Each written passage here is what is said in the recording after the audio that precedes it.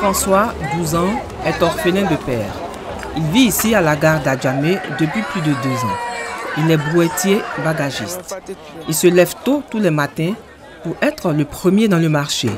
Il conduit sa brouette dans les dédales du marché à la recherche de bagages à transporter. C'est cela son quotidien, saisissant toute occasion susceptible de lui faire gagner quelques sous. Si c'est beaucoup, souvent il prend 1000 francs, souvent 700, souvent 500. C'est la mi-journée. Des passants vont et viennent dans la cacophonie du marché. À l'issue de la journée, le jeune brouettier prend un temps de repos et retrouve ses amis au point de rassemblement. Le matin, je viens, je compte brouette. On m'appelle 1000 francs, 2000, 3000. Si je gagne l'argent, c'est marchandise que j'ai acheté pour vendre. Lui, c'est Sila Mamadou, commerçant. Son business, louer ses brouettes aux enfants. Il tient ce commerce depuis plus de 5 ans. La location pour la journée est fixée à 300 francs CFA. Il en possède une 50aine. On va prendre les brouettes, on prend les quarantaines. On a pris les quarantaines. Les soirs, si tu viens, tu payes 300. Tu prends ton pèse. On peut avoir 50 brouettes par jour.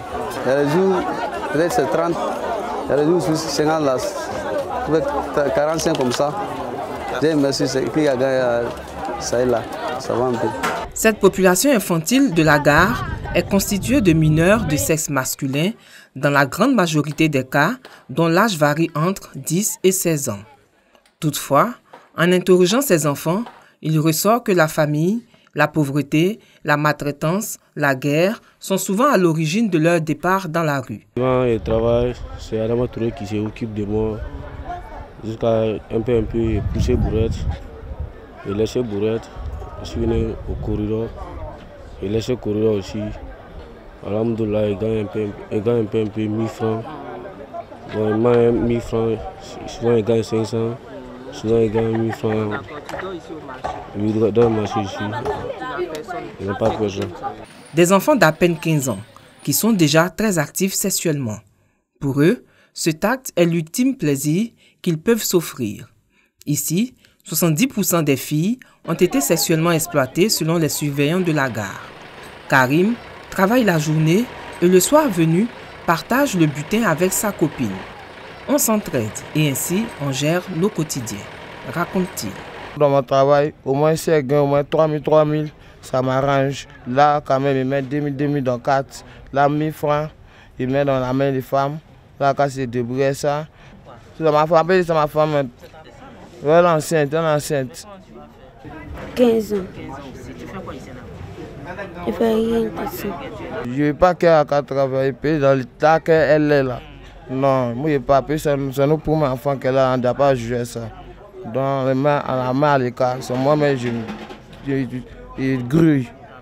Ainsi, la gare routière d'Adjamé, où vivent les enfants brouettiers et bagagistes, est organisée par Touré Adama, transporteur. C'est lui le maître d'orchestre ici. Il est un peu le papa de tous ses enfants. Pour leur prise en charge, il a fait construire dans la gare un centre d'alphabétisation et un centre de soins. Nous nous sommes battus dans un premier temps pour avoir un centre de dépistage VIH-Sida à la gare qui sert en même temps d'une infirmerie. Et nous nous sommes rendus compte, comme la gare routière ne fait partie d'aucun plan de développement au niveau des communes, alors il était important pour nous de faire un centre d'alphabétisation. Parce que pour que quelqu'un puisse être dans la société à l'an 2020, il faut quand même qu'il sache lire et écrire. C'est le minimum que nous avons commencé. Selon le président des transporteurs, ils sont près de 3000 enfants qui survivent dans cette gare. Venez prendre les brouettes, débrouillez-vous. Ça vous permet de pouvoir avoir de quoi mettre dans la poche, au lieu d'être des petits voleurs. Mais vous verrez aujourd'hui, tous nos jeunes gens, c'est ce qu'ils font à la gare routière. C'est des brouettiers. Et quand les gros camions de tomates et d'oignons viennent du Burkina et du Niger, ce sont ces jeunes-là qui déchargent moyennant des paiements de ces vendeurs-là. Donc ça a créé des activités aujourd'hui qui amènent ces gens-là à ne plus faire les vols à la tire et à être des gens insérés dans la société et dans le tissu économique. Certains ont dû quitter le domicile dès leur plus jeune âge. Et pour cause, la pauvreté extrême, la maltraitance ou encore à cause de la mort d'un parent. Ce lieu de transit pour voyageurs est aussi le lieu d'habitation pour ces enfants. Vulnérables et marginalisés, ils nourrissent l'espoir de sortir un jour de la gare. fever.